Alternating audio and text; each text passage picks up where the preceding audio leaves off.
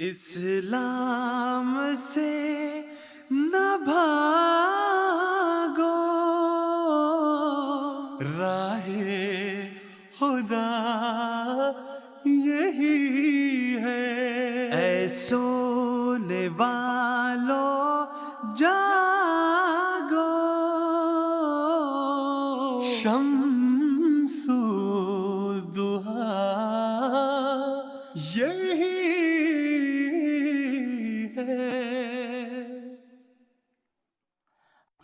আউযুবিল্লাহি মিনাশ শাইতানির রাজিম বিসমিল্লাহির রহমানির রহিম। দর্শকবৃন্দ, আসসালামু আলাইকুম ওয়া রাহমাতুল্লাহি ওয়া বারাকাতুহু।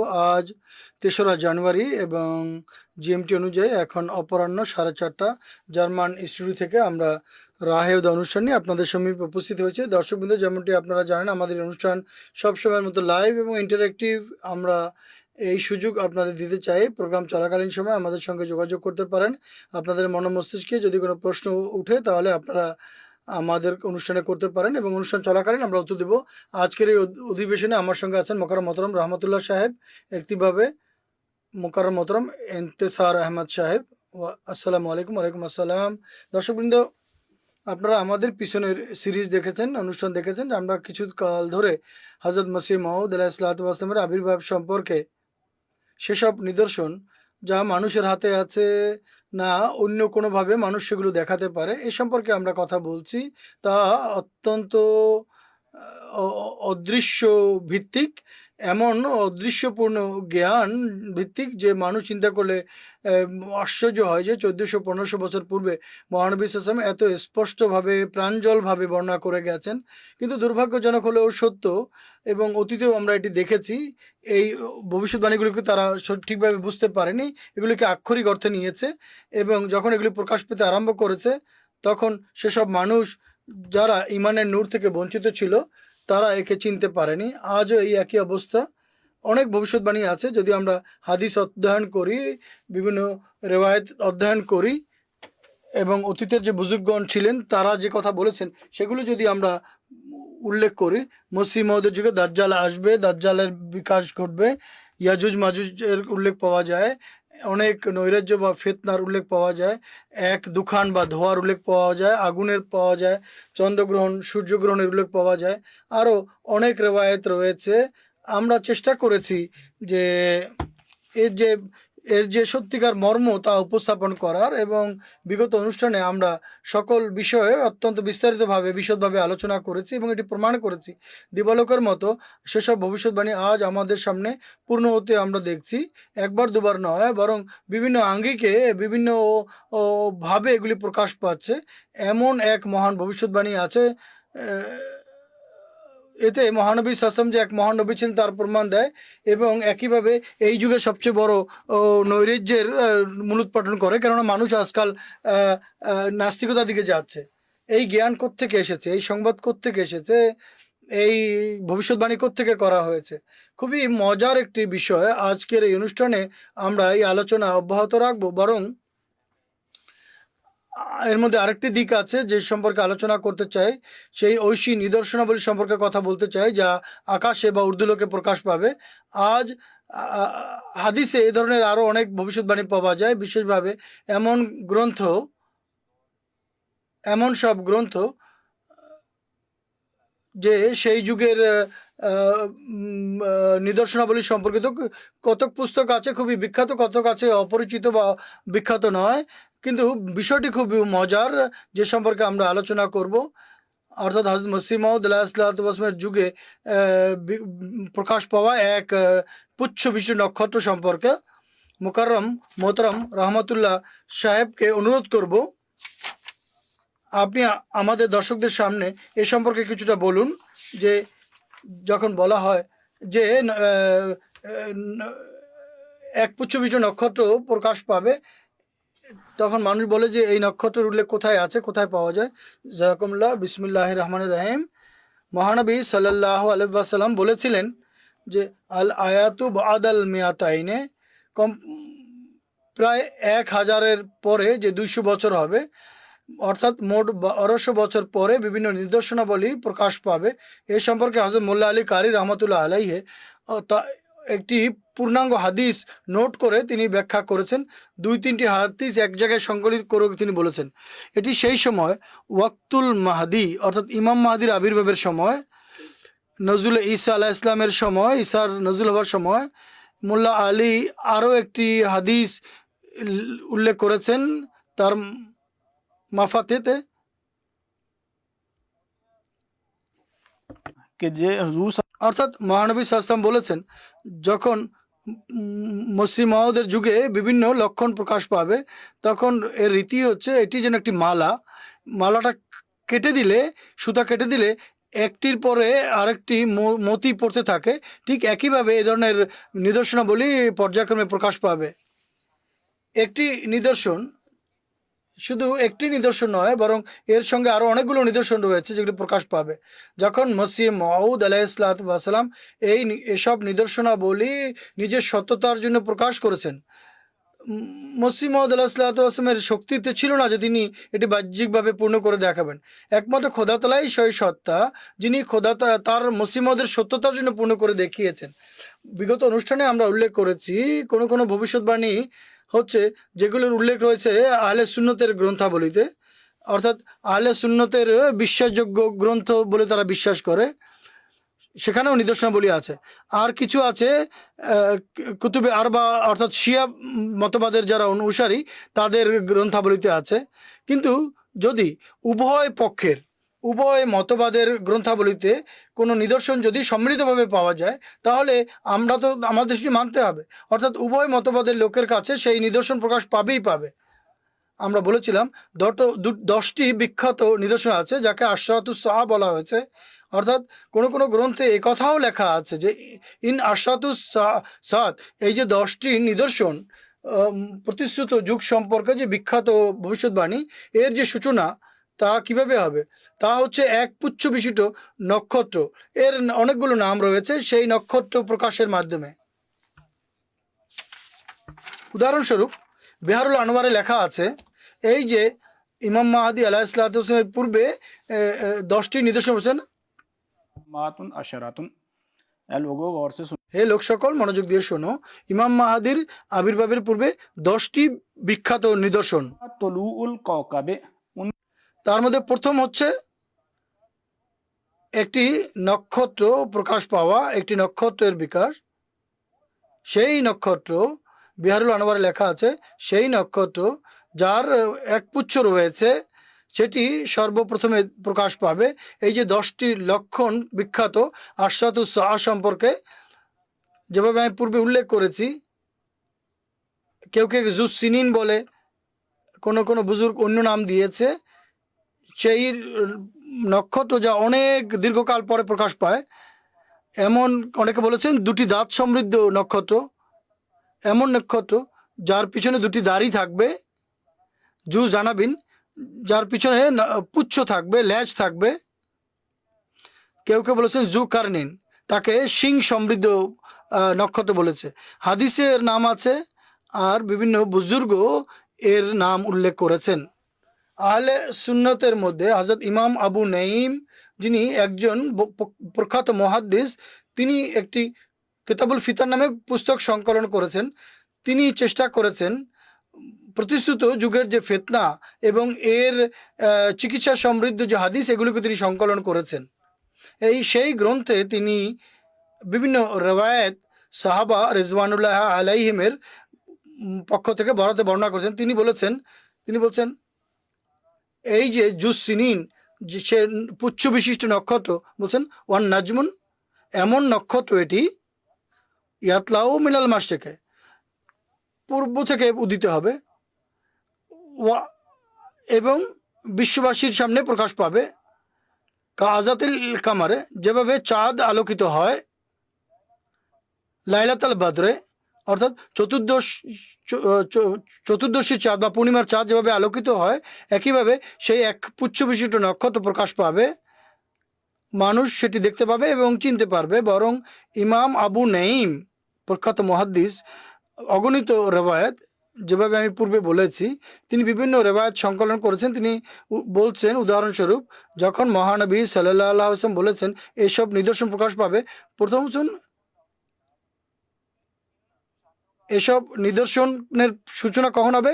এমন তারকার মাধ্যমে যার লেজ রয়েছে, পুচ্ছ রয়েছে। এটি সেই নক্ষত্র, বিভিন্ন নবীদের সময় এটি প্রকাশ পেয়েছে। ইমাম আবু জাফরের রেওয়ায়ত রয়েছে। কখন প্রকাশ পেয়েছে? মা তালা যখন নূহ আলাইহিসসালামের জাতি ধ্বংস হয়েছিল তখন প্রকাশ পেয়েছিল, তখন এই এক পুচ্ছবিষ্ট নক্ষত্র প্রকাশ পেয়েছিল। তারপর বলছেন এরপর ইব্রাহিম আলাইহিসসালামের যুগেও এটি প্রকাশ পেয়েছিল। এরপর বলেছে ফেরাউনের সময় এটি প্রকাশ পেয়েছে, যখন ফেরাউনকে ধ্বংস করা হয়েছে। ইয়াই আলাইহিসসালাম যখন শহীদ হন তখন এটি প্রকাশ, এই নক্ষত্র বিকশিত হয়েছিল। অর্থাৎ বুজুর্গগণ লিখেছেন এই নক্ষত্র বিভিন্ন মানুষ যারা আল্লাহর মামুর মিনাল্লাহ ছিলেন তাদেরকে যখন মিথ্যা বলে প্রত্যাখ্যান করা হয়েছে, তারা যখন সত্য বলে দাবি করেছিলেন, তখন আল্লাহ তাআলা ঐশী নিদর্শন হিসেবে এই নক্ষত্র বিশিষ্ট পুচ্ছবিষ্ট নক্ষত্র বিকাশ ঘটিয়েছিলেন। উদাহরণ দিয়ে আমরা বলছি, উম্মতে মোহাম্মদিয়ার বিখ্যাত আলেমগণ এত বিস্তারিতভাবে এটি উল্লেখ করেছেন যে মানুষ আশ্চর্য না হয়ে পারে না, এবং মানুষ মহানবী সাল্লাল্লাহু আলাইহি ওয়াসাল্লামের প্রতি দরুদ পাঠ করতে বাধ্য হয়। মোহাম্মদ রাসূলুল্লাহ সাল্লাল্লাহু আলাইহি ওয়াসাল্লাম খোদার প্রতি মানুষের বিশ্বাস জমে যায়, বিশ্বাস আরও দৃঢ় হয় যে তিনি কত সত্য বলেছেন। হযরত মুজাদ্দিদ আল-ফেসানি রহমাতুল্লাহ আলাইহি, যিনি এক সহস্র বছরের মুজাদ্দিদ বলা হয়, তিনি মকতুবাত, তিনি ইমাম রাব্বানি নামে যে মকতুবাত সংকলন করেছেন, এতে তিনি বিস্তারিত লিখেছেন। তিনি খাজা শরীফুদ্দিন হাসান নামে এক ব্যক্তিকে চিঠি লিখেছেন, তাতে তিনি এর বিস্তারিত লিখেছেন। তিনি বলেন এটি সেই আলোকোজ্জ্বল নক্ষত্র হযরত নূহ আলাইহিসসালামের জাতিকে ধ্বংস করার সময় এটি প্রকাশ পেয়েছিল। এরপর হযরত ইব্রাহিম আলাইহিসসালামের যুগে প্রকাশ পেয়েছিল, যখন কাফেররা তাকে আগুনে নিক্ষেপ করেছিল, এবং ফেরাউন যখন তার জাতিসহ নিমজ্জিত হয়েছিল তখন প্রকাশ পেয়েছে। যখন হযরত ইয়াহিয়া আলাইহিসসালামকে হত্যা করা ছিল তখন এই নিদর্শন প্রকাশ পেয়েছিল। একইভাবে হযরত মসিহ মাউদ আলাইহিসসালাম যখন আবির্ভূত হন তখন অত্যন্ত প্রসিদ্ধ আহলে হাদিস আলেম ছিলেন নওয়াব সিদ্দিক হাসান খান সাহেব। তিনি একটি গ্রন্থ রচনা করেছেন হুজাজুল কেরামা। তারেক সাহেব এই গ্রন্থের বৈশিষ্ট্য হচ্ছে তিনি বিখ্যাত রেওয়ায়েত ইমাম মাহাদি আলাইহিসসালাম সম্পর্কে যে রেওয়ায়েত আছে সেগুলো তিনি সংকলন করেছেন, সেখানেও তিনি এই নক্ষত্র উল্লেখ করেছেন। ইমাম মাহাদি আলাইহিসসালাম আবির্ভাবের প্রথম যে নিদর্শনগুলি প্রকাশ পাবে তার মধ্যে এক পুচ্ছবিষ্ট নক্ষত্র উল্লেখ করেছেন। মজার বিষয় হচ্ছে নবাব হাসান খান সাহেবের পুত্র নবাব নুরুল হাসান খান সাহেব, তিনি 1301 হিজরিতে একটি পুস্তক লিখেছেন ইকতরাবুস সাআ, অর্থাৎ প্রতিষ্ঠিত ইমাম মাহাদির সময় এসে গেছে কাছাকাছি। এবং দর্শকদের জন্য আমরা বলে দিচ্ছি হযরত মসিহ মাউদ আলাইহিস সালাম 1290 হিজরিতে তার বিভিন্ন এলহামের কথা বিষয়ে উল্লেখ করেছেন। 1324 হিজরিতে হযরত মসিহ মাউদ আলাইহিস সালাম ইন্তেকাল করেছেন।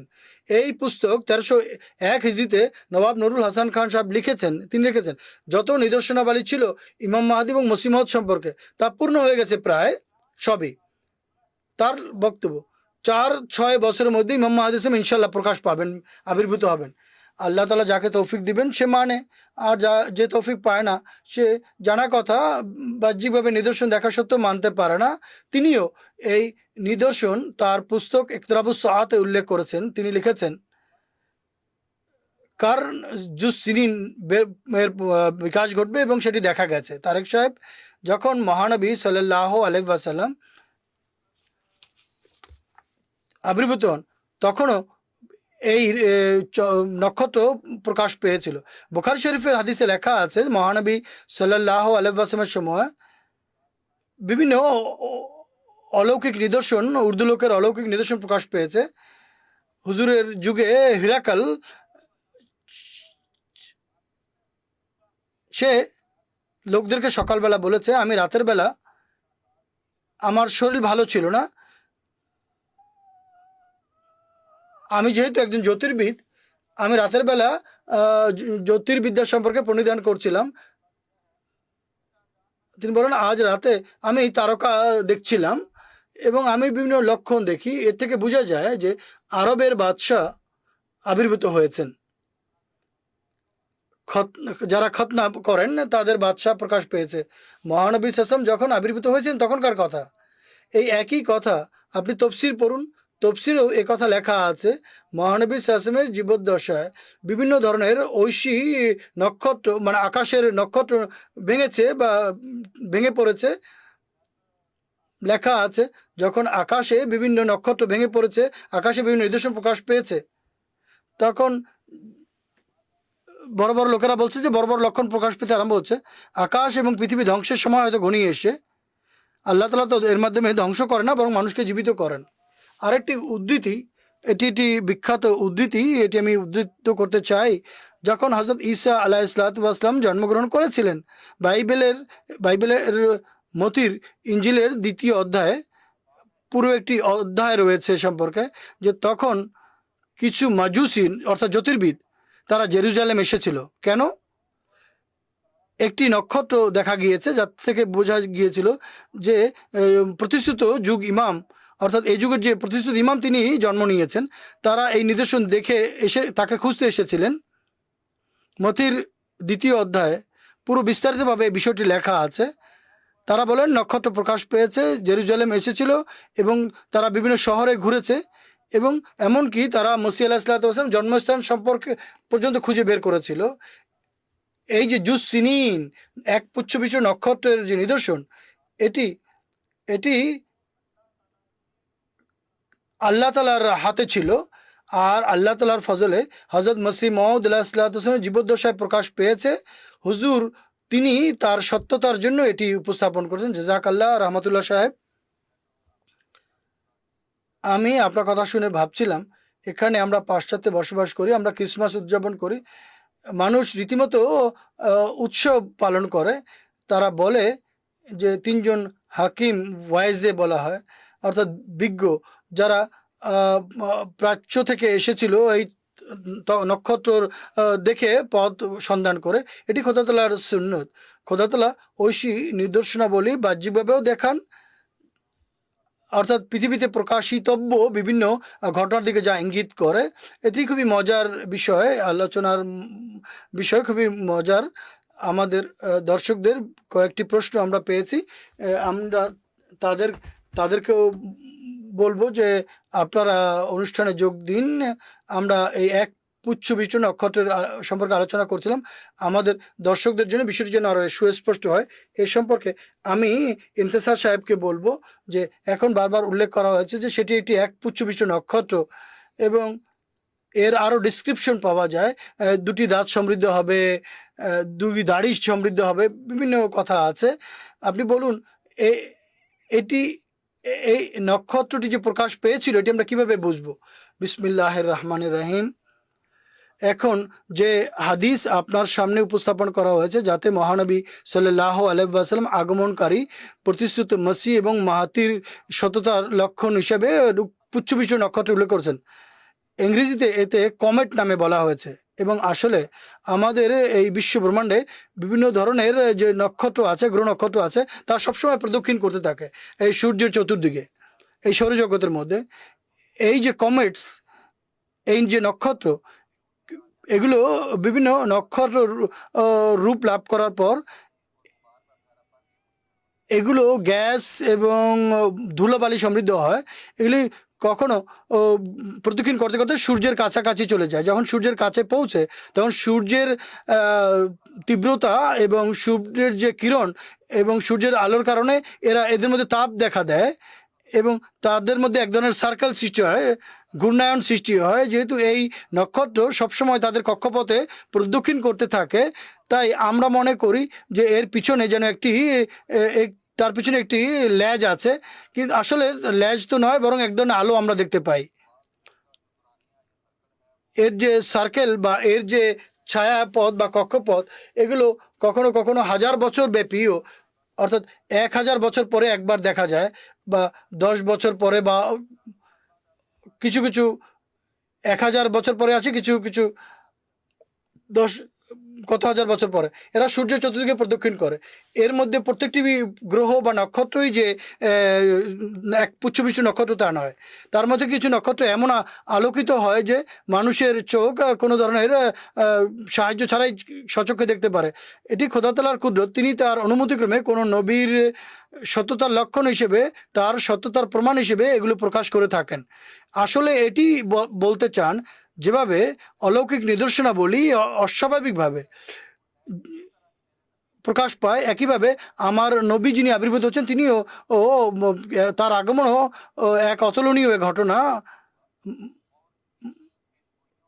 এই ভবিষ্যৎবাণী এবং হাদিসের আলোকে হযরত আকদাস মসিহ মউদ আলাইহিসসালাতু ওয়াসসালাম এই এক পুচ্ছবিষ্ট নক্ষত্রকে তার নিজের সত্যতার প্রমাণ হিসেবে উপস্থাপন করেছেন। এ সম্পর্কে এই সমস্ত নক্ষত্র যে প্রকাশ পায় যা তার সত্যতার প্রমাণ হিসেবে, এটি হচ্ছে আসল কথা যেটি আমরা দর্শকদের বলতে চাই। এই নিদর্শন প্রকাশ পেয়েছে, আর হযরত মসিহ মাসুমের যুগে কিভাবে প্রকাশ পেয়েছে, তিনি কিভাবে সেটি উপস্থাপন করেছেন তার সত্যতার অনুকূলে। এখন উদাহরণস্বরূপ হযরত মসিহ মউদ আলাইহিসসালাম প্রতি ইলহাম হয় মুজাদ্দিদ হওয়ার, মামুর হওয়ার 1882 সনে। আল্লাহ তাআলা তাকে সম্বোধন করে বলেছেন, ইয়া আহমাদু বারাকাল্লাহু ফিকা মা রামাইতা ইদ রামাইতা ওয়ালাকিন্নাল্লাহ রামা। এখন 1892 সন যখন তিনি মামুর হওয়ার এলাম লাভ করেছেন, এর অনুবাদ করতে পারেন কি আপনি? হে আহমদ, আল্লাহ তাআলা তোমার মধ্যে বরকত রেখেছেন, তোমাকে বরকত মণ্ডিত করেছেন। যখন তুমি নিক্ষেপ করেছিলে তা তুমি নিক্ষেপ করনি, বরং আল্লাহ তাআলা নিক্ষেপ করেছেন। এখন যখন আমরা এই এক পুচ্ছবিষ্ট নক্ষত্র বা কমেট দেখি, এটি এমন এক দৃশ্য যে উপর থেকে মনে হয় কেউ তাকে নিক্ষেপ করছে, আর খুব দ্রুত গতিতে সে তার আলো বিচ্ছুরণ ঘটাতে ঘটাতে ছুটে চলছে। এমন মনে হয় যে খোদা তাআলা তার নবীর আবির্ভাবের সময় একেবারে স্পষ্ট ভাষায় বলে দেন যে এখন পৃথিবীতে কি ঘটতে যাচ্ছে। ঠিকই বলছেন, একেবারে সঠিক বলেছেন। দেখুন কত অসাধারণ ঘটনা এটি। 1882 সনে হযরত মসিহ মাউদের প্রতি ইলহাম হয়। সেই বছরই সেপ্টেম্বর 1882 সনে একটি এক পুচ্ছবিষ্ট নক্ষত্র প্রকাশ পায় এবং এটি প্রকাশ পেতে আরম্ভ করে। সেটি ধীরে ধীরে বাড়তে থাকে এবং আলো বাড়তে থাকে, এবং সে এতটা সাধারণ জনগণের চোখের সামনে এসে যায় যে পত্র পত্রিকা এ নিয়ে অনেক চর্চা হয়, এবং এতটা আলোকিত ছিল যে এর আলোয় যখন সূর্য একেবারে উজ্জ্বল তখনও এই নক্ষত্রের আলো দেখা যেত। এর এর আলোর তীব্রতা আপনি বলতে পারেন যে যারা সৌরবিদ বা জ্যোতির্বিদ তারা অ্যাপারেন্ট ম্যাগনেটি বলা হয়, যেমন সৌরজগতে সূর্যের মাপ নেয়, এর পরিমাণ যতটা মাইনাস হয় তত বেশি তার আলো বৃদ্ধি পায়। উদাহরণস্বরূপ চতুর্দশীর যে চাঁদ, এর যে আলো তা -12 থেকে 13 ডিগ্রি হয়ে থাকে। যেভাবে হাদিসেও উল্লেখ রয়েছে যে মহানবী সাল্লাল্লাহু আলাইহি ওয়াসাল্লাম বলেছিলেন তা এত আলোকিত হবে যেন চতুর্দশীর চাঁদ। অর্থাৎ এই যে কমেট প্রকাশ পেয়েছিল বা গ্রেট কমেট 8082 রাখা হয়েছে নাম, এর আলোর যে পরিমাণ ছিল তার পরিমাণ ছিল -17 বা 17। এত আলোকিত ছিল, মানুষ দেখেছে, পত্রপত্রিকায় এটি নিয়ে আলোচনা হয়েছে। হযরত মসিহ মউদ আলাইহিসসালাতু ওয়াসসালামও বলেছেন এবং একে নিজের সত্যতার প্রমাণ হিসেবে উপস্থাপন করেছেন। পরবর্তীতে পত্রপত্রিকা লিখেছে যে বিগত 1000 বছরে এর মধ্যে সবচেয়ে আলোকিত এক পুচ্ছবিষ্ট নক্ষত্র ছিল এটি। এখন দেখুন এটি কত অসাধারণ বিষয়, অনেক বড় অসাধারণ বিষয় এই যে আলোচনা হচ্ছে। দর্শকদেরকে আমি বলতে চাচ্ছিলাম বিষয়টি, আমি এখানে গুগলে সার্চ করে দেখেছি দ্য গ্রেট কমেট অফ 1882। সেখানে প্রথম যে কথা তারা লিখেছে, এটি আপনি বলেছেন 1000 বছরের কথা, in the history of astronomy লিখেছে। অর্থাৎ এই যে সৌরবিজ্ঞানের যেখান থেকে সূচনা হয়েছে, সেখানে তার মধ্যে সবচেয়ে বেশি স্পেকটাকুলাস ছিল, এটি অনেক বেশি আলোকিত ছিল। দেখুন খোদা তাআলার কুদরত বড় বিস্ময়কর। এই যে সৌরজগতের মধ্যে এগুলি এমনভাবে প্রকাশ পায় যে একদিকে প্রিয় নবীর মুখ দিয়ে ভবিষ্যৎবাণী করেছেন, অপরদিকে এটি আল্লাহ তাআলা সেই ভবিষ্যৎবাণী প্রকাশ করিয়েছেন, এবং তৃতীয়ত সেই দাবিকারক নবী উপস্থিত ছিলেন। ইন্তেজার সাহেব আপনি বলুন, এই যে তারকা খসে পড়া, যেভাবে আমরা বলছি তারকা খসে পড়েছিল, মানুষ বলতে পারে এটি তো একটি সাধারণ বিষয়, নক্ষত্র তো এমনি খসে পড়ে বিভিন্ন সময়। এই যে বিষয়টি, এটিকে আপনারা কেন অসাধারণ বলে আপনারা আখ্যা দেওয়ার চেষ্টা করছেন? যদিও আমরা এখানে আলোচনা করেছি কারণ, কিন্তু আমি বিষয়টিকে হাইলাইট করতে চাই, এটি অসাধারণ কেন, অসাধারণ হওয়ার কারণ কি? প্রথম কথা হচ্ছে আল্লাহ তাআলা তার নবীর মুখ দিয়ে এর সম্পর্কে ভবিষ্যৎবাণী করিয়েছিলেন। আর দ্বিতীয়ত এই কারণে অসাধারণ যে এক সময় এই ভবিষ্যৎবাণী অনুযায়ী এই লক্ষণ প্রকাশ পাওয়া, আর সেই ভবিষ্যৎবাণীর প্রকাশকে একজন নবী তার সততার অনুকূলে প্রকাশ করেছেন। আমরা আমাদের শ্রোতাদেরকে চ্যালেঞ্জ দিচ্ছি, হযরত মসিহ মাউদ ইসলাম বারবার এই চ্যালেঞ্জটি দিয়েছেন, এমন কোনো ব্যক্তিকে দেখাও যিনি তখন আল্লাহর পক্ষ থেকে নবী হওয়ার দাবি করেছেন এবং এসব নিদর্শন তার সত্যতার সপক্ষে প্রমাণ হিসেবে উপস্থাপন করেছেন। বারবার আল্লাহ তাআলা নিদর্শন দেখিয়ে দিয়েছেন, শুনিয়েও দিয়েছেন। এখন যদি কারো কান থাকে তাহলে সে শুনতে পারবে, যদি কারো দৃষ্টিশক্তি থাকে তাহলে সে দেখতে পাবে। আমরা এখানে যারা বসে আছি, আমরা আমাদের দর্শকদের খেদমতে এটি নিবেদন করব, খোদার জন্য আপনারা চেনার চেষ্টা করুন। যারা আসার কথা তিনি এসে গেছেন এবং তিনি তার সত্যতার অনুকূলে নিদর্শনাবলী দেখিয়ে দিয়েছেন। হুজুর বলছেন তার মলফুজাতে তিনি বলেছেন যে মুফাসসিরগণ লিখেছেন যে মহানবী সাল্লাল্লাহু আলাইহি ওয়াসাল্লামের সময়ে যখন অনেক নক্ষত্র খসে পড়েছিল, তখন এর কিছুকাল পরে মহানবী সাল্লাল্লাহু আলাইহি ওয়াসাল্লাম নবুয়তের দাবি করেছিলেন। এই যে নক্ষত্র রাজি হয়ে থাকে, এর প্রভাব পৃথিবীতে অবশ্যই পড়ে থাকে। আমার দাবির পূর্বে এত বেশি নক্ষত্র খসে পড়েছিল যে এত ব্যাপক হারে নক্ষত্র কখনোই খসে পড়েনি। আমি তখন দেখছিলাম নক্ষত্রের মধ্যে পারস্পরিক বিবাদ হচ্ছে, 100-200 একদিকে ছিল, আরও 100-200 অন্যদিকে ছিল। হুজুর আরও বলছেন, তারা নিজেরাই বলতো যে শতাব্দীর শিরোভাগে তিনি আসবেন, অর্থাৎ মসিহ মাউদ আলাইহিস সালামের কথা। তাদের গ্রন্থে লেখা আছে যে চন্দ্রগ্রহণ সূর্যগ্রহণ হবে, প্লেগের প্রাদুর্ভাব দেখা দিবে এবং হজ বন্ধ হবে। একটি নক্ষত্র যা মসির সময় প্রকাশ পেয়েছিল তা প্রকাশ পেয়েছে, উট বেকার হয়েছে, একইভাবে সকল লক্ষণ পূর্ণ হয়েছে। কিন্তু এদের একথা বলা যে এখনও মসিহ আসেনি, এর অর্থ দাঁড়ায় যে এরা চায় যে মহানবী সাল্লাল্লাহু আলাইহি ওয়াসাল্লামের কোনো ভবিষ্যৎবাণী যেন পূর্ণ না হয়। এখন দেখুন কত ধরনের বিরোধিতা তারা করেছে, কত বড় বিরোধিতা করেছে যে মসিহ মাউদ আলাইহিস সালামকে তারা অস্বীকার করছে না, বরং তারা তাকে অস্বীকার করছে যিনি এই ভবিষ্যৎবাণী করেছেন। আর প্রত্যেকটি ভবিষ্যৎবাণী যে হাদিসের আলোকে উল্লেখ করা হয়েছে যে একটি মতির মালার মতো, যখন সেই মালা ছিঁড়ে যায় তখন একটার পর একটা মতি ঝরে পড়তে থাকে, ঠিক একইভাবে একটার পর একটা নিদর্শন প্রকাশ পেয়েছে। এই ভবিষ্যৎবাণীকে অস্বীকার করা মূলত সেই ব্যক্তিকে অস্বীকার করা যিনি এই ভবিষ্যৎবাণী করেছেন। আমরা এখানে বলছি যারা চিন্তাশীল, যারা বুঝেন, বোধ বুদ্ধি রাখেন, তারা বলেন প্রায় সব লক্ষণ পূর্ণ হয়ে গেছে, শুধুমাত্র এটি রয়ে গেছে বা ওটি রয়ে গেছে। আমরা বলি না না ভাই, সেটাও পূর্ণ হয়ে গেছেন, এটা হয়ে গেছে, এটা এভাবে হয়েছে। আসল কথা হচ্ছে এই আলামতের সঙ্গে কার উল্লেখ করা আছে? মসিহ ইবনে মরিয়মের। কোথায় সেই মসিহ ইবনে মরিয়ম? কোথায় সেই ঈসা যার সম্পর্কে আপনারা বিশ্বাস করেন তিনি বিগত 2000 বছর ধরে আকাশে বসে আছেন? সকল লক্ষণ পূর্ণ হয়ে গেছে, তিনি সশরীরে নেমে আসবেন। কোথায় তিনি? নেমে তো আসছেন না। অথচ এখানে পৃথিবীতে একজন দাবিদার আছেন যিনি বলছেন আমি সেভাবে এসেছি যেভাবে হযরত ঈসা আলাইহিস সালামের যুগে হযরত ইয়াহইয়া আলাইহিস সালাম এসেছেন। এলিয়ার আসার কথা তো ইয়াহইয়া আলাইহিস সালাম হিসেবে এসেছেন তিনি। এটি কোনো সাধারণ দাবি নয়, অনেক বড় দাবি, আর অনেক বড় রহমত এবং বড় সুসংবাদ প্রদান করে। আমরা দর্শক এখানে বসেছি, আমাদের আহমদি বন্ধু যারা অনুষ্ঠান শুনছেন, কারোর সাথে আমাদের কোনো ঝগড়া বিবাদ নেই। আমরা বলি যে আমরা যাকে পেয়েছি আপনারাও যেন তাকে লাভ করতে পারেন, এটি একটি দয়ার প্রেরণা আমাদের মাঝে। এই জন্য আমরা সব ধরনের বিরোধিতা সহ্য করছি। আমরা খোদা তাআলার পথে বেরিয়েছি। হযরত খলিফাতুল মসিহর নেতৃত্বে খোদা তাআলার ফজলে এই জামাত ক্রমশ উন্নতি করছে। খোদা তাআলার মামুরদের সঙ্গে যে ব্যবহার আল্লাহ করেন, খোদা তাআলার সুন্নত দেখুন, এবং সেই সুন্নত সম্পর্কে আমরা কথা বলছি। এটি সত্যিকার অর্থেই অত্যন্ত গুরুত্বপূর্ণ বিষয়। আপনারা যে বিষয়ের দিকে আমাদের দৃষ্টি আকর্ষণ করেছেন যে খোদা তাআলা আকাশে ঊর্ধ্বলোকে নিদর্শন দেখাচ্ছেন, আমার মাথায় সেই কথা আছে। তিনি ফার্সি পংক্তি পড়ছেন, আকাশ নিদর্শন বর্ষণ করছে আর পৃথিবী বলছে যে সময় হয়ে গেছে, সময় হয়ে গেছে, অর্থাৎ অবস্থা আমাদেরকে বলছেন। এই দুটি হচ্ছে সাক্ষী, অর্থাৎ ব্যাকুলতার সাথে তারা বলছে, ধ্বনি উত্তোলন করছে যে জাআল মসি, জাআল মসি, জাআল মসি। আরেকটি দিক আমি বলছি, আধ্যাত্মিকভাবেও এর বিকাশ রয়েছে। হজরত মসিহ মওউদ আলাইহিসসালামের সত্তায় প্রকাশ পেয়েছে। সংক্ষেপে বলে দিচ্ছি, এই যে পুচ্ছবিষ্ট নক্ষত্র এতটা আলোকিত হয়েছে এবং সূর্যের কাছাকাছি যেতে থেকেছে, যারা সৌরবিদ তারা এর নাম সান গ্রেজিং কমেট, এমন কমেট বা এমন এমন পুচ্ছবিষ্ট নক্ষত্র যা সূর্যের খুব কাছাকাছি চলে গেছে।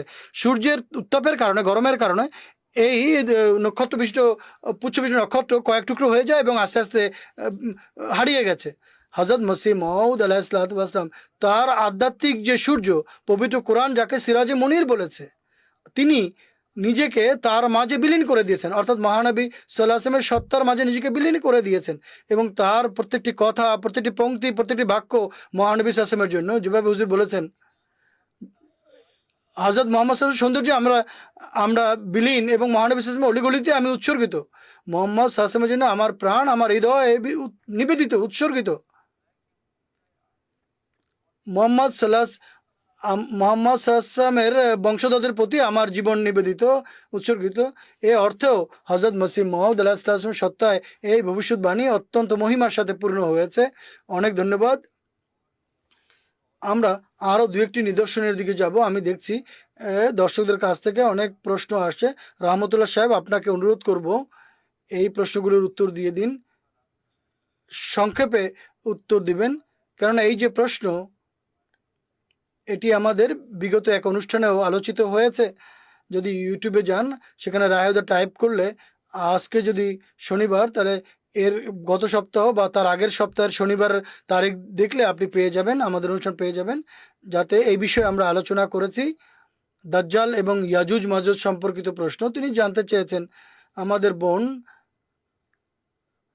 বা ভাই আমের বা আমির হামজা সাহেব পাকিস্তান থেকে, আমার প্রশ্ন হচ্ছে দাজ্জাল এবং ইয়াজুজ মাজুজ মধ্যে পার্থক্য কী? প্রথম কথা হচ্ছে, আপনি ইউটিউবে গিয়ে আমাদের পুরনো প্রোগ্রাম দেখলে পেয়ে যাবেন। সংক্ষেপে রহমতুল্লাহ সাহেবকে অনুরোধ করছি উত্তর দেওয়ার।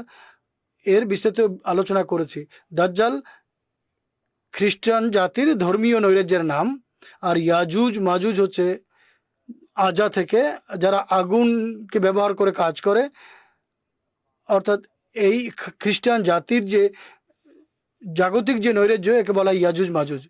এই জাতির যে ধর্মীয় নৈরাজ্য, তাকে দাজ্জাল নামে আখ্যায়িত করা হয়েছে। এটি এমন কোনো বিষয় নয় যে এক জিনিসের দুটি নাম হতে পারে না। আমরা লক্ষ্য করি, একই ব্যক্তি একদিকে যদি দেখি তখন তিনি পিতা আখ্যায়িত হবেন, অন্যদিকে তিনি পুত্র হবেন, অন্য কারো খালু হবেন, কারো মামা হবেন, কারো চাচা হবেন। কেউ বলতে পারে, ভাই একই ব্যক্তির এত নাম কীভাবে হয়? বিভিন্ন পরিবেশ পরিস্থিতিতে তার ভিন্ন ভিন্ন নাম হয়ে থাকে। আগুনের যে নৈরাজ্য, এর থেকে রক্ষা পাবার জন্য মহানবী সাল্লাল্লাহু আলাইহি ওয়াসাল্লাম বলেছেন, সূরা কাহাফের শেষ রুকু পাঠ করো, সেখানে ইয়াজুজ মাজুজের উল্লেখ করা হয়েছে এবং এই জন্য খোদা তাআলা একটি বিশেষ টার্ম ইউহসিনুনা সুন্নাহ, তারা সানাতে, অর্থাৎ তারা শিল্পকর্মে উত্তম। আর প্রথম দিকে মহানবী বলছেন, দাজ্জাল থেকে যদি রক্ষা পেতে চাও তাহলে সূরা কাহাফের প্রথম দিকের আয়াতগুলো পাঠ করো। সেখানে বলা হয়েছে, এমন জাতি তারা যারা খোদা ছাড়া খোদার এক পুত্রকে মাবুদ বলে আখ্যা দিয়েছেন। আল্লাহ বলছেন, এদের থেকে তোমরা নিরাপদ থেকো। একই জাতির দুটি দিকের ইঙ্গিত করেছেন মহানবী সাল্লাল্লাহু আলাইহি ওয়াসাল্লাম। ধর্মীয় নৈরাজ্যের নাম হচ্ছে দাজ্জাল এবং তাদের যে জাগতিক যে ফিতনা, এর নাম হচ্ছে ইয়াজুজ মাজুজ। এখানে আরেকটি প্রশ্ন আপনার কাছে রাখছি। আদিল আহমদ সাহেব মালয়েশিয়া থেকে অনুষ্ঠান দেখছেন। তিনি বলছেন যে পবিত্র কোরআনের শিক্ষায় আমরা দেখতে পাই মহানবী সাল্লাল্লাহু আলাইহি ওয়াসাল্লাম শেষ নবী, ধর্ম শেষ হয়ে গেছে। এ সম্পর্কে ঈসা আলাইহিসসালাম সম্পর্কে এখন ধীরে ধীরে মানুষ এটি বুঝতে আরম্ভ করছে।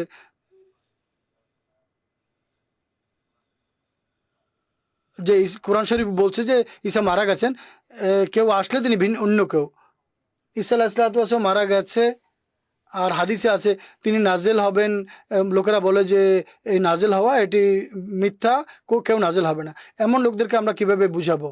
বা যারা নুজুল শব্দকেই অস্বীকার করছে, এরা বাহ্যিকভাবে আক্ষরিক ঈসা আলাইহিসসালাম অপেক্ষা করছেন এবং তিনি সশরীরে আকাশে যাননি আর সশরীরে আকাশ থেকে নেমেও আসবেন না।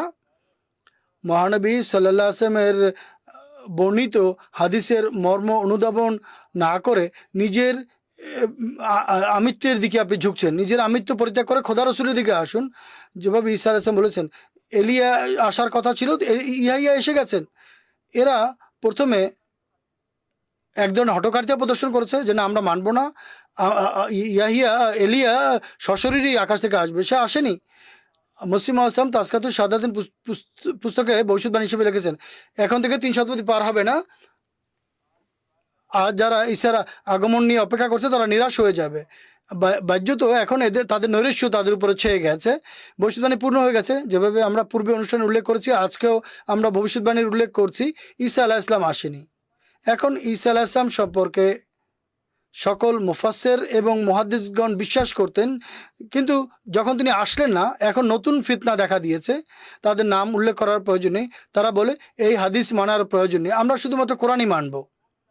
আর যখন কোরআনের পালা আসে তখন আবার বলেন হাদিস মানতে হবে।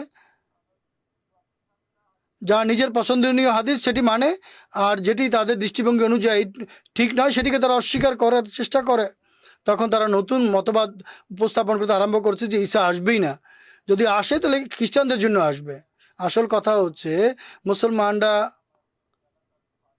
আমাদের বেশিরভাগ সম্বোধিত ব্যক্তি হচ্ছে পাকিস্তান, ইন্ডিয়া, বাংলাদেশের উর্দু ভাষীরা, সাবকন্টিনেন্টের মানুষ, বা অনুবাদের মাধ্যমে আমাদের এই কথা পৌঁছাচ্ছে যাদের কাছে।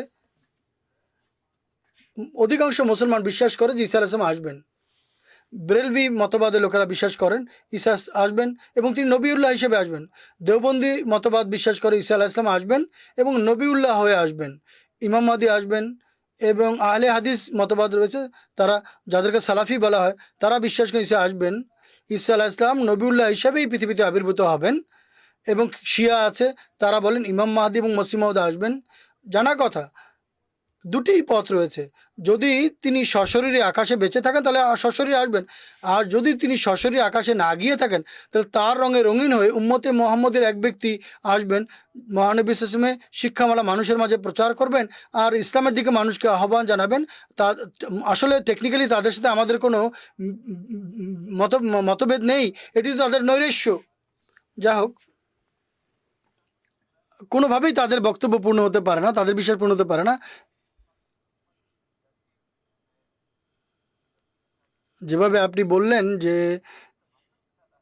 হাদিসে এত লাগাতারভাবে উল্লেখ আছে, বিভিন্ন শ্রেণী পেশার মানুষ বা মতবাদের মানুষ আছে যারা বিশ্বাস করে ঈসা আসবেন, তাহলে জিজ্ঞেস করা উচিত যে এর ব্যাখ্যা কীভাবে হতে পারে। দর্শকদের আমরা এটা জানাতে চাই যে এটি কোনো নতুন কথা নয়, আর প্রথমবার এমন ঘটনা ঘটছে না।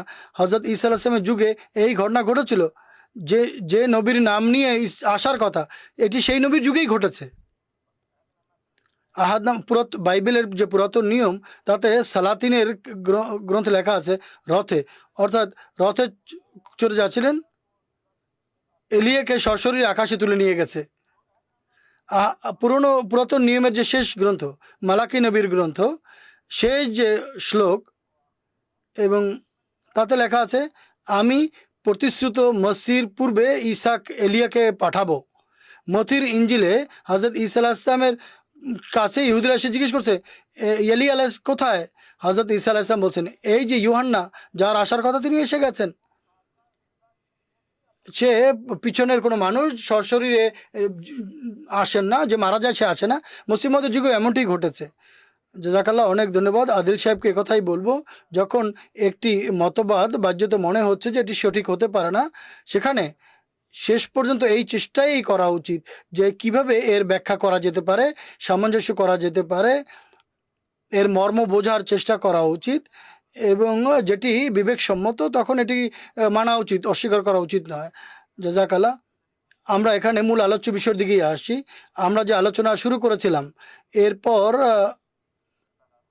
অন্যান্য যে প্রশ্ন আছে সেদিকে আমরা আসছি।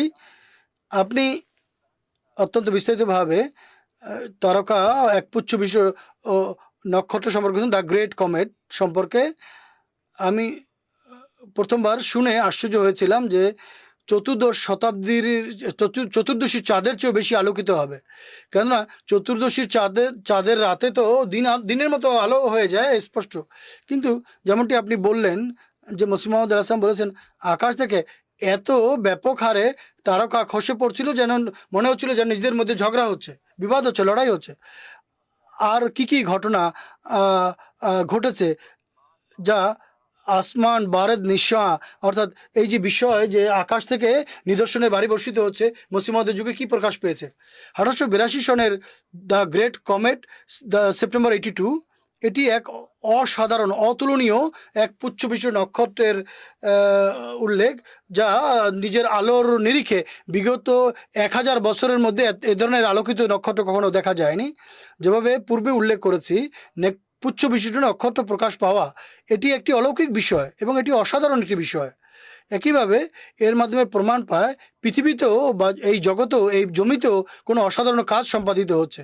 যখন আমরা এই সব নক্ষত্রের আবির্ভাব দেখতে পাই, এরপর মসিহ মাউদ আলাইহিসসালামের জীবনের প্রতি আমরা আলোকপাত করি, তখন এর মধ্যে আমরা একটা সামঞ্জস্য দেখতে পাই উভয়ের মধ্যে। উদাহরণস্বরূপ 1835 সনে এক পুচ্ছবিশিষ্ট নক্ষত্র প্রকাশ পেয়েছিল, হ্যালি কমেট নামে পরিচিত। সেটি প্রত্যেক 75 বা 76 বছর পরে এটি একবার করে প্রকাশ পায়। 1835 সেই বছর, যে বছর মসিহ মাউদ আলাইহিসসালাম জন্মগ্রহণ করেছিলেন। এখন এটি কোনো মানুষের ক্ষমতায় আছে যে এই নিদর্শন দেখায়? তখন এই নিদর্শন প্রকাশ পেয়েছিল। কোনো সৌরবিজ্ঞানী বলেছেন যে এই যে হ্যালি কমেটস, এটি সেই এক পুচ্ছ বিশিষ্ট নক্ষত্র, এটি হজরত মসির যুগেও হয়েছিল। অর্থাৎ এই অর্থেও হজরত মসিহ মাউদ আলাইহিসসালামের সঙ্গে হজরত ঈসার একটা সাদৃশ্য রয়েছে। আর দ্বিতীয়ত আরেকটি কমেট ছিল 1874 সনেও দেখা গিয়েছিল। যখন হজরত মসিহ মাউদ আলাইহিসসালামের জীবনের প্রতি আমরা আলোকপাত করি, তখন আমরা জানতে পারি যে 1874 সেই বছর, যে বছর প্রথমবার রুইয়াতে তাকে একটি জামাত দান করার সুসংবাদ দেওয়া হয়েছিল। হুজুর বলেন, আমি স্বপ্নে ফেরেশতাদেরকে একটি ছেলের আকার দেখেছি, যে একটি উচ্চ দেয়ালের উপর বসেছিল এবং তার হাতে একটি নান ছিল যা অত্যন্ত আলোকিত ছিল, চমকদার ছিল। সে আমাকে দেয় এবং বলে, এটি তোমার জন্য এবং তোমার সাথের দরবেশদের জন্য। এখন হুজুর বলছেন, যখন 1874 সনে এই এলহাম স্বপ্নে আমাকে করা হয়েছিল, তখন আমার কাছে কোনো জামাত ছিল না, কোনো মানুষ আমার সঙ্গে ছিল না। খোদা তাআলা তখন এলহাম করে বলেছিলেন, আর তাজকিরাতে লেখা আছে, হুজুর বলছেন, তখন আমার সঙ্গে কেউ ছিল না, কোনো মানুষ আমার অনুসারী ছিল না। দেখুন, মজার বিষয় হচ্ছে 1889 পর্যন্ত হুজুরের জীবদ্দশায় এগুলি প্রকাশ পেতে থেকেছে, এক পুচ্ছবিশিষ্ট নক্ষত্র 1879 পর্যন্ত। কিন্তু 1880 থেকে এমন লাগাতার দেখা দেয়, যাকে দ্য সান গ্রেজিং কমেট নামে আখ্যায়িত করেছে। এত ব্যাপক হারে এবং উজ্জ্বলতার দিক থেকে এর আলোর অনেক বেশি ছিল, আলোর উজ্জ্বলতা অনেক বেশি ছিল। 1880 হয়েছে, 82 হয়েছে, 1887, অর্থাৎ একের পর এক এসেছে। জামাতে আহমদের ইতিহাস সম্পর্কে যারা জানে, মসিহ মাউদের জীবন সম্পর্কে যারা জানে, তারা বলতে পারে যে 1880 কী হয়েছিল। হজরত মসিহ মাউদ ইসলাম বারাহিন আহমদিয়া রচনা করতে আরম্ভ করেছিলেন। বারাহিন আহমদিয়ার প্রথম দ্বিতীয় খণ্ড প্রথমে 80-81 হয়, 82 তৃতীয় খণ্ড, আর 84 চতুর্থ খণ্ড।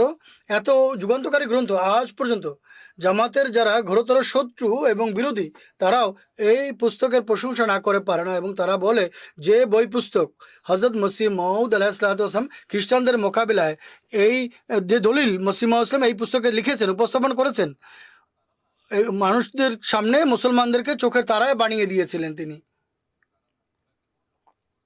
বরং সেসব মানুষ যারা সেই যুগে খোদা তাআলা রসুল যখন এসে গেছেন, যেভাবে মানুষের যে দৃষ্টিভঙ্গি পাল্টে যাচ্ছে, এখন তাদের কোনো উপায় নেই, নতুবা তারা দেখতে পারতো যে কে এসেছেন, তাহলে তাদের মানতে হবে।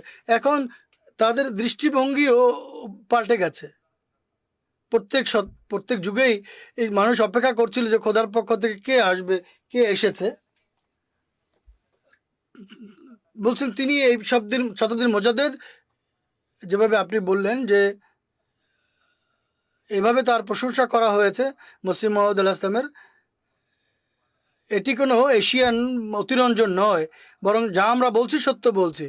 আমাদের দর্শকদেরকে আমরা আহ্বান জানাচ্ছি, আমন্ত্রণ জানাচ্ছি, মসিহ মহম্মদ আলাহিসাল্লামের যে রচনা সমগ্র আছে, বিশেষভাবে এই যে বারাইনি আহমদীয় গ্রন্থ, যখন তিনি কোনো দাবি করেননি, আমাদের ওয়েবসাইটে www.alislam.org-তে উর্দু সেকশনে বা ইংরেজি সেকশনে এটি সহজলভ্য।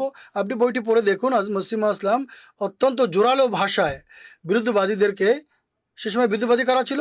অর্থাৎ অন্যান্য ধর্মের অনুসারী, ইসলাম বিরোধী, যারা ইসলামের উপর আক্রমণ করছিল।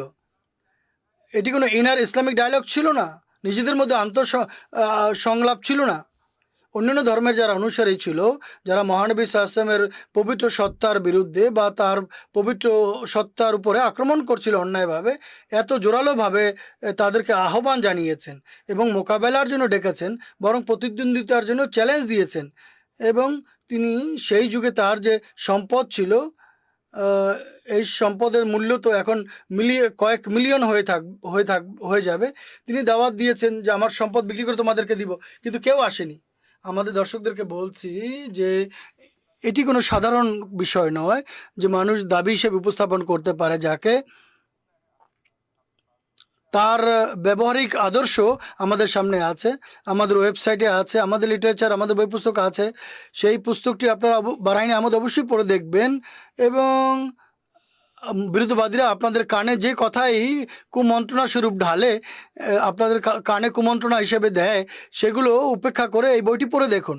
যখন আপনাদের কানে মসিহ মাউদের আহ্বান পৌঁছেছে, তখন আপনারা জবাবদিহিতার সম্মুখীন হবেন। আমাদের আপনারা বলবেন যে আমাদের পূর্বপুরুষরা যা করেছে তাদেরই অনুসরণ করেছি, এটি হবে না। 1880 সনে সেটি প্রকাশ পায়। 1882-তে গ্রেট কমেট 1882, এরপর 1887-তেও এটি দেখা গেছে। 1896 সনেও এক পুচ্ছবিষ্ট নক্ষত্র দেখা যাচ্ছে। হজরত মৌলানা মোহাম্মদ আহসান আমরোহী তার পুস্তক মিসকুল আরেফ নামী পুস্তক, তাতে একথার উল্লেখ করেছেন তিনি। 1896 সনেও একটি কমেট বা এক পুচ্ছবিষ্ট নক্ষত্র দেখা গেছে। এবং 1896 সেই বছর যখন হুজুরের আরও দুটি গ্রন্থ মসি হিন্দুস্তান মে এবং ইসলামী উসুল কি ফিলোসফি, আজ পর্যন্ত বড় বড় সাইকোলজিস্ট এবং যারা বিজ্ঞানী আছেন, তারা এই পুস্তক পড়ে অবাক হয়ে যায়। তারেক সাহেব, শুধু হজরত মসিহ মহম্মদ আলাইহিসসালামের জীবদ্দশায় নক্ষত্র যে প্রকাশ পেয়েছে তাই নয়, বরং যখন তিনি আলাইহিসসালাম ইন্তেকাল করেন, তখন তার মৃত্যুর অব্যবহিত পরে 30 জুন 1908 সনেও এমন একটি ঘটনা পৃথিবীতে ঘটেছিল, মানব ইতিহাসে এর পূর্বে এই ঘটনা পূর্বে কখনো ঘটেনি। আর সে ঘটনা কী ছিল? সেই ঘটনা ছিল রাশিয়াতে চেঙ্গুস খান ইভেন্ট নামে জানা হয়। অনেক বড় একটি পুচ্ছবিষ্ট নক্ষত্র ছিল, তা পৃথিবী থেকে 5 থেকে 10 কিলোমিটার উপরে এসে ফেটে যায়। এটি মানব ইতিহাসে প্রথমবার ঘটেছিল। এর অনেক বেশি ইম্প্যাক্ট ছিল। এর তীব্রতা এত বেশি ছিল যে 2000 মোরাব্বা কিলোমিটার জঙ্গল ছিল, গাছ ছিল, তা জলে পুড়ে গিয়েছিল। মানুষ যদি সেই ছবি দেখে, এর মধ্যে কিছুটা রিহ্যাবিলিটেশন হয়েছে, কিন্তু এর যে তীব্রতা এত বেশি ছিল যে সব কিছু পুড়ে গিয়েছিল, ছাই হয়ে গিয়েছিল। এবং গবেষকরা এ পর্যন্ত বলেছে এর শক্তির আন্দাজ আমরা এভাবে করতে পারি, জাপানের হিরোশিমায় যে অ্যাটম বোম নিক্ষেপ করা হয়েছিল, সম্ভবত এর চেয়ে 1000 গুণ বেশি ছিল এর তীব্রতা। যদি খোদা না খাস্তা এটি কোনো মানব বসতির উপরে পড়তো, তাহলে নিশ্চিত রূপে সেই পুরো শহর বিলুপ্ত হয়ে যেত। তখনও খোদাতালার এই অলৌকিক নিদর্শন এর বিকাশ ঘটিয়েছিলেন এবং দেখিয়েছিলেন। আসল কথা হচ্ছে, সকল অলৌকিক নিদর্শন এগুলি কোনো মানব শক্তি বলে প্রকাশ পেতে পারে কি? এই যে এক পুচ্ছবিষ্ট নক্ষত্র, যা হযরত মসিহ মাউসুমের জন্মের সময় হয়েছে, মহানবী সাল্লাল্লাহু নবুয়তের দাবির পূর্বে প্রকাশ পেয়েছিল, হযরত ঈসা আলাইহিস সালামের যুগে আমরা এই এক পুচ্ছবিষ্ট নক্ষত্রের বিকাশ দেখতে পাই। হযরত মসিহ মওউদ ইসলাম নিজের শক্তি বলে এটি প্রকাশ করতে পারতেন কি? চন্দ্রগ্রহণ, সূর্যগ্রহণ, এটি অনেক বড় নিদর্শন। এসব নিদর্শন হযরত মসিহ ইসলাম তার সত্যতার প্রমাণ হিসেবে উপস্থাপন করেছেন। যেমনটি আপনি পংক্তি পড়েছিলেন যে ইসমাউ সৌতা সামা জাআল মাসি, ইমাম এসে গেছেন। আকাশ ডেকে ডেকে বলছে যে মসিহ এসে গেছেন। আর জমিও তার সফলতার ঘোষণা দিচ্ছে। জাযাকাল্লাহ। দর্শকদের জন্য বলছি, আপনারা আপনাদের মোবাইল ফোনে যদি লেখেন TUNGUSKA টাইপ করলে ইন্তেসার সাহেব যে চিত্র অঙ্কন করার চেষ্টা করেছেন তার ছবি আপনি দেখতে পারবেন, তাহলে আপনি স্পষ্টভাবে বুঝতে পারবেন যে কী ঘটেছিল। আর বর্তমান যুগে যদি এটি হয় তাহলে পুরো শহরই বিলুপ্ত হয়ে যাবে। আকাশ মানে আমাদের জমির উপরে 5-10 কিলোমিটার উপর পর্যন্ত এসে এটি বিস্ফোরণ ঘটা, সে সময়ের যে ইতিহাস এটি আমাদের জন্য সংরক্ষণ করেছে। যাক, অনেক ধন্যবাদ আপনাকে, অনেক মজার বিষয়টি। যদি আমরা এ সম্পর্কে আলোচনা না করি তাহলে এই বিষয়টি শেষ হবে না, কিছু বিষয় রয়ে যাবে। রহমতুল্লাহ সাহেব, আপনাকে অনুরোধ করব, এখনই আমরা নক্ষত্র সম্পর্কে আলোচনা করলাম, তারকা সম্পর্কে আলোচনা করলাম, আকাশ নিদর্শন দেখাচ্ছে এবং এই পৃথিবীও নিদর্শন দেখাচ্ছে। বিভিন্ন ঘটনা, বিভিন্ন পরিবর্তন আমরা দেখেছি, কিন্তু পৃথিবীতেও আল্লাহ তাআলার অলৌকিক নিদর্শন প্রকাশ পেয়েছে, যার উল্লেখ বিভিন্ন রেবায়তে পাওয়া যায়। পূর্ব দিক থেকে আগুন প্রকাশিত হবে। এই ভবিষ্যৎবাণী কিভাবে পূর্ণ হয়েছে আপনি আমাদের দর্শকদের বলবেন। 1300 হিজরিতে, অর্থাৎ হযরত মসিহ মউদ আলাইহিসসালাম যখন তার ওহী, ইলহাম এবং মামুর হওয়ার দাবি করেছেন, তখন এই নিদর্শন প্রকাশ পেয়েছে। বেহারুল আনওয়ারে এই হাদিস উল্লেখ করা আছে, আমি বাক্য পাঠ করে দিচ্ছি। সেখানে লেখা আছে, তাজহারু ফিস সামায়ে, कि एक একটি লাল আলো আকাশে ছড়িয়ে পড়বে। ফাতান্তাশিরু ফি আফাকিহা সম্মত বলছেন। বেহারুল আনোয়া প্রকাশিত আছে, এর অনুবাদ করা হয়েছে আকাশে লাল রং প্রকাশ পাওয়া এবং পুরো দিগন্তে এটা ছড়িয়ে পড়া। এই নিদর্শনও হযরত মসিহ মউদ আলাইহিসসালামের জীবদ্দশায় প্রকাশ পেয়েছে। হুজুর যা বর্ণনা করার তাকে করে গেছেন। আহমদীদের জন্য, আহমদীর হাতে অকট্য প্রমাণ আছে, আর আহমদীদের জন্য আমরা বলে দিচ্ছি, আমাদের যারা বিরোধী তারাও এই নিদর্শন লিখেছে তাদের বই পুস্তকে। আর মজার কথা হচ্ছে, যখন নিদর্শন প্রকাশ পেয়েছে তখন তারা বলছিল ইনশাআল্লাহুল আজিজ, এখন ইমাম মাহদী এসে যাবেন। ইকতরাবুস সাআ নওয়াব নুরুল হাসান খান সাহেবের পুস্তক 1301 হিজরিতে রচনা করা হয়েছে। তিনি এই নিদর্শন উল্লেখ করেছেন। তিনি বলেছেন যে আকাশে লাল রং দেখা যাবে এবং দিগন্তে তা ছড়িয়ে পড়বে। এই নিদর্শন আমি আমার চাক্ষুষ সাক্ষী দিচ্ছি। সকাল সন্ধ্যা 6 মাস যাবৎ দিগন্তে এটি আমরা দেখতে পাচ্ছি। এই এই এই নিদর্শন প্রকাশ পেলে ইমাম মাহদী আসবেন। প্রায় 6 মাস যাবৎ লাগাতার দিগন্তে এই আলোর বিচ্ছুরণ ঘটছিল। আর দ্বিতীয়ত আগ্নেয়গিরি ফেটেছিল এবং এটি এতটা ছড়িয়ে পড়েছিল, এত উচ্চতায় ছড়িয়ে পড়েছিল যে এর ফলে হাজার হাজার মানুষ মারা গিয়েছিল। যে বেহারুল আনোয়ারে যেখানে হাদিস উল্লেখ করেছেন তার পরের অংশ হচ্ছে, अशरके तूलन, एक तवील এক দীর্ঘ আগুন হবে যা পূর্ব দিকে প্রকাশ পাবে।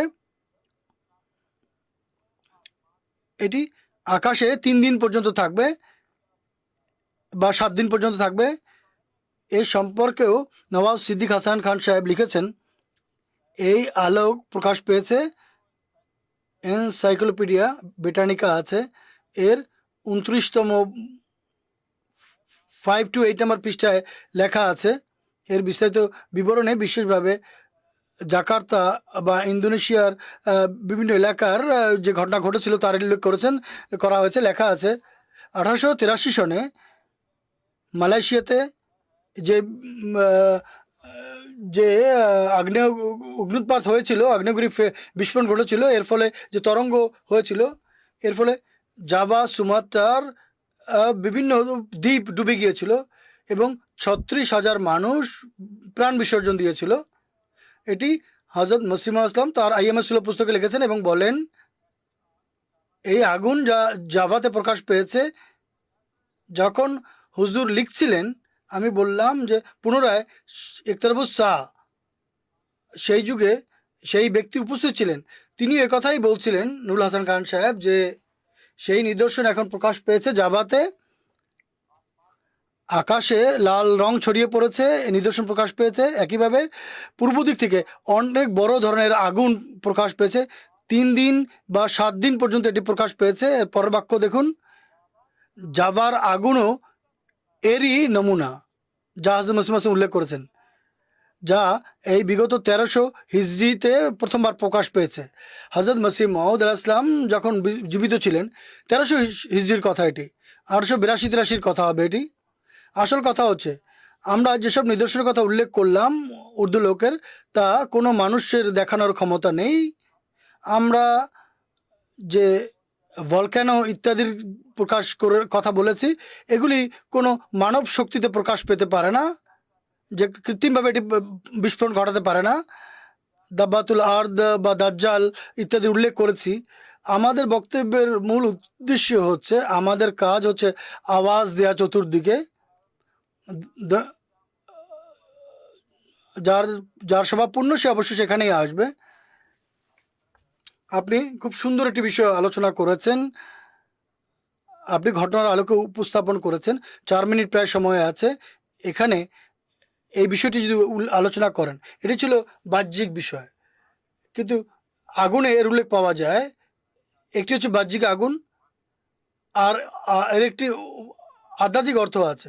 মুসলিমদের যুগে তো আগুন ছিল, সবসময় আগুন ছিল। এর সঙ্গে যদি প্রথমে যে আলোচনা করতে, তার সাথে যদি এটিও যুক্ত করে দেন, আসল কথা হচ্ছে আগমনকারী মসিহ মাউদ ইমাম মাহাদির নিদর্শন হিসেবে উল্লেখ করেছেন যে ইয়াদাউল হারবা, তিনি তা ধর্মীয় যুদ্ধ রহিত করবেন। এর মোকাবেলায় যারা বিরুদ্ধবাদী, তাদের মাঝে যুদ্ধ হবে, তারা আগুন নিয়ে যুদ্ধ করবে। লেখা আছে, नारन लिल हरबी, जब যখনই সেই আগুন যুদ্ধের জন্য তারা জ্বালায়, প্রজ্বলিত করে, নার অর্থাৎ যুদ্ধের জন্য ব্যবহার করা হয়। হজরত মসিহ মাউদ আলাইহিসসালামের জন্ম হয় 1835 সনে। হেলি কমেটের উল্লেখ করা হয়েছে, তখন প্রকাশ পেয়েছিল 1857 সনে। বড় উপমহাদেশে, বড়ে সাগিরে, নতুন নতুন যারা ঐতিহাসিক একে স্বাধীন দেশ, সেখানে রীতিমতো যুদ্ধ হয়, অনেক মানুষ মারা যায়। এরপর হজরত মসিহ মাউদ আলাইহিসসালাম যখন নিজের চোখ বন্ধ করেন, অর্থাৎ তিনি যখন ইন্তেকাল করেন, 1914 থেকে আরম্ভ করে 3-4 বছর পর্যন্ত প্রথম বিশ্বযুদ্ধ হয়। হুজুরের মৃত্যুর পরে 50 বছর পার হওয়ার আগেই 1939 সনে দ্বিতীয় বিশ্বযুদ্ধ আরম্ভ হয়। এই যুদ্ধের ধারাও শুরু হয়েছিল। এগুলো ধর্মীয় যুদ্ধ রহিত হওয়ার আল্লাহ তাআলা বলেছিলেন, সেটি তো হয়েছে, কিন্তু জাগতিক যুদ্ধ বিগ্রহ হয়েছে। বিস্তারিত আলোচনা যদি করতে হয় তাহলে সময়ের দাবি রাখে। কথা শেষ তো হচ্ছে না, লাইভ প্রোগ্রামে এমনটি হয়। দর্শকবৃন্দ, আপনাদের যে প্রশ্ন আমাদের কাছে আসছে, কিছু কথা রয়ে গেছে, ইনশাল্লাহ আগামী অনুষ্ঠানে আলোচনা করব। জাফর মাহমুদ আহমদ সাহেব তিনিও লিখেছেন, আমার প্রশ্ন আপনার আলোচনায় করলেন না। ইন্তেসার সাহেব তার আহমদির আপত্তি করে।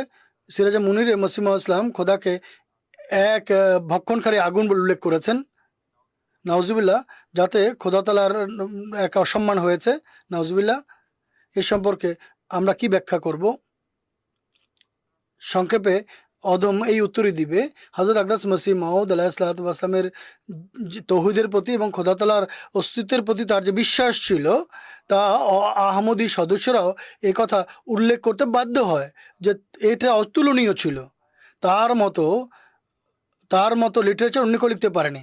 আর সিরাজে মুনিরের যে উদ্ধৃতি তিনি দিয়েছেন, এতে অবশ্যই হুজুর সম্মত কথা বলছেন, খোদা তাআলা এক ভক্ষণকারী আগুন। সেখানে লেখরাম এবং আর্য সমাজীদের সম্বোধন করে তিনি বলছেন, সেখানে এক মিথ্যাবাদীর উল্লেখ করা হচ্ছে। যদি কোনো ব্যক্তি জেনে শুনে মিথ্যার আশ্রয় নেয়, তাহলে খোদা তাআলা আর গজব বা ক্রোধ প্রজ্বলিত হয় এবং তা ভক্ষণকারী আগুনে পরিণত হয়।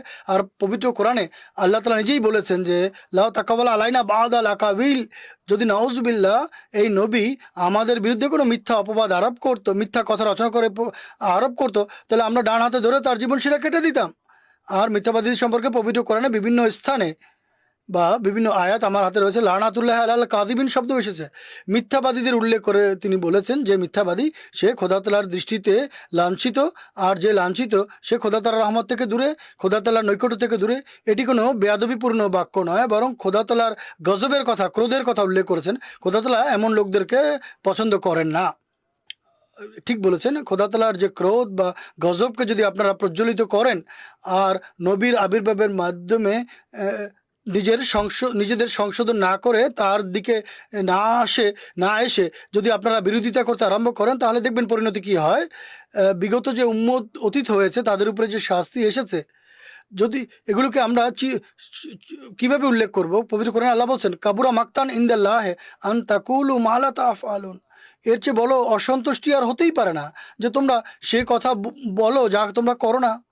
জাজাকাল্লাহ, অনেক ধন্যবাদ ভাই জাফর সাহেব। আপনার প্রশ্নের যে দ্বিতীয় অংশ, এটি আমাদের আজকের আলোচ্য বিষয় থেকে কিছুটা ভিন্ন।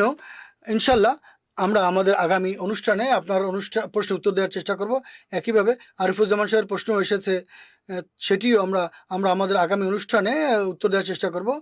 আমাদের অনুষ্ঠান সময় শেষ হতে যাচ্ছে। অদম আমাদের আলেমদেরকে কৃতজ্ঞতা প্রকাশ করতে চাইবে। আমাদের দর্শকদের খুব সুন্দরভাবে আপনারা উত্তর দিয়েছেন, খুবই চমৎকার বিষয় আলোচনা করছেন। দর্শকবৃন্দ, আপনাদেরকে অনেক ধন্যবাদ। যাই হোক, এটি এমন এক বিষয় যেভাবে আলোচনার সময় বারবার আমরা বলার চেষ্টা করেছি যে আমাদের কাজ হচ্ছে বিশ্ববাসীর সামনে যে সত্য তা উপস্থাপন করা। এই দাওয়াত, এই পয়গাম যা খোদার পক্ষ থেকে রহমত স্বরূপ নাজেল হয়েছে এই যুগে হযরত মসিহ মাউদের মাধ্যমে, বিগত শতাব্দীতে আমাদের উম্মতের যারা বুজুর্গ ছিলেন তারা এই জন্য অপেক্ষা করছিলেন, এখনও পূর্ণ স্বভাবের অনেক মানুষ অপেক্ষা করছেন। তাদের কাছে আমরা এই আওয়াজ পৌঁছে দিতে চাই, খোদার মসিহ এসে গেছেন। বিধবাদীদের সর্বদা এই বৈশিষ্ট্য ছিল এবং পরবর্তীতেও এটাই থাকবে। খোদা তাআলার যারা খোদার যারা বান্দা হয় সত্যবাদীরা, আর এরা শয়তানের চেলা হয় এবং তারা বিভিন্ন ধরনের মিথ্যা অপবাদ আরোপ করে, রচনা করে। আপনারা পবিত্র কোরআন দেখুন, আপনারা হাদিস পড়ে দেখুন, আর যে ব্যাখ্যা আমরা করি সেগুলো তুলনা করে দেখুন, যাচাই করে দেখুন, আর উম্মতে মুসলিমা কী পেশ করছে সেটিও যাচাই করে দেখুন। তাহলে আপনারা নিজেরাই উত্তম পরিণামে পৌঁছতে পারবেন যে কোথায় সত্য আছে, কোথায় মিথ্যা। এর সাথেই অদম আপনাদের প্রতি কৃতজ্ঞতা প্রকাশ করছি এবং আগামী সপ্তাহে একই সময় অনুষ্ঠান নিয়ে উপস্থিত হব। ততক্ষণ পর্যন্ত আসসালামু আলাইকুম ওয়া রাহমাতুল্লাহি ওয়া বারাকাতুহু।